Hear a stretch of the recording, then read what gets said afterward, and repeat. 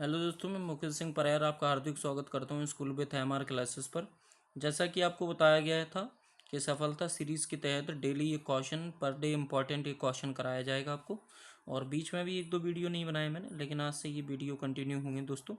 तो मैं यहाँ पर करा क्या रहा हूँ, मैं 3.1 करा रहा हूँ अभी फ़िलहाल। ठीक है, सफलता सीरीज़ के अंतर्गत मैं 3.1 करा रहा हूँ। और ये बहुत ज़्यादा मोस्ट इम्पॉर्टेंट क्वेश्चन है। अपन को ABC की तुलना करके और संगत और असंगत बताना है। तो दोस्तों हम क्या करेंगे, सबसे पहले इसके जैसे समीकरण को हम पहले सही करेंगे। तो 4/3 है, तो मैंने बताया था अगर कोई भी संख्या, जो भी संख्या नीचे है उसको हटाने के लिए क्या कर देंगे, हम उसी का मल्टीप्लाई कर देते हैं। तो 3 नीचे है, 3 का हम पूरे समीकरण में मल्टीप्लाई करेंगे तो 3 से 3 यहाँ कैंसिल हो जाएगा, तो ये 4x आ जाएगा। और यहाँ पर कितना आ जाएगा दोस्तों, 6y। यहाँ पर कितना आ जाएगा, 6y। और यहाँ पर कितना आ जाएगा, 24। ठीक है, ये 4x प्लस में 6y, 24 इस साइड लाएंगे, बराबर में कितना आ जाएगा, 0। ठीक है, दूसरा समीकरण दिया था आपको 2x प्लस में 3y बराबर 12। तो इसको हम सही करेंगे, 2x प्लस में 3y माइनस में 12 बराबर में क्या होगा, 0। ये समीकरण क्या बनेगा, 1।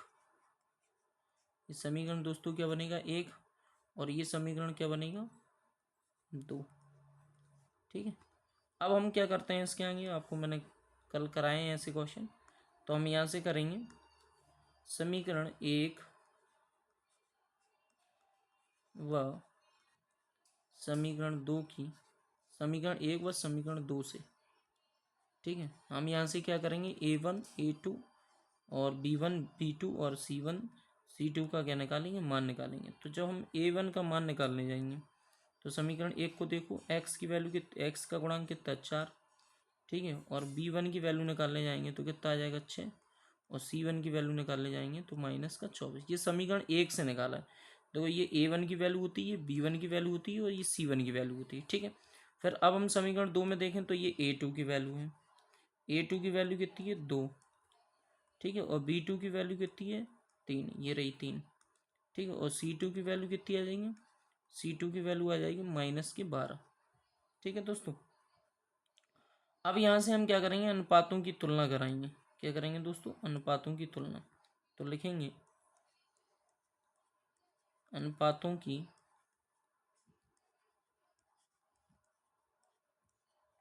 की तुलना करने पर, अनुपातों की तुलना करने पर। तो जब हम यहाँ से अनुपातों की तुलना कराएंगे, तो अनुपातों की तुलना कराने जाएंगे तो A1 अपॉन में A2, तो 4 अपॉन में 2। भाई A1 की वैल्यू कितनी है, 4, और A2 की वैल्यू कितनी है, 2। तो 2 से कैंसिल करेंगे तो कितना आ जाएगा, 2। फिर यहाँ से हम लिखेंगे B1 अपॉन में B2। B1 की वैल्यू कितनी है, 6 अपॉन में कितना, 3। 3 दूनी कितना होगा, 6। ठीक है, C1 अपॉन में C2। तो ये कितना, माइनस का 24 माइनस का 12। माइनस से माइनस क्या हो जाएगा, कैंसिल। तो 12 दूनी कितना आ जाएगा, 24। इक्वल टू में कितना आ जाएगा, 2। तो हम यहाँ से देख पा रहे हैं कि A1 अपॉन में A2 बराबर हो रहा है B1 अपॉन में B2 बराबर हो रहा है C1 अपॉन में C2 के। तो ये तीनों कंडीशन क्या है, बराबर। और जब तीनों कंडीशन बराबर हैं तो यहाँ पर जो रिजल्ट बनेगा, अब आपसे पूछा गया था संगत हो गया या संगत, तो संगत होगा। लेकिन संगत कैसा होगा, आश्रित होगा। संगत आश्रित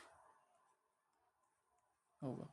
ठीक है, अब ये कैसे पता चलता है इसके साथ संगत होगा संगत, ये मैंने पहला जो बेसिक कराया, वीडियो देखने जाके 3 चैप्टर का मैंने बेसिक कराया, उसमें ये सारी चीज़ें।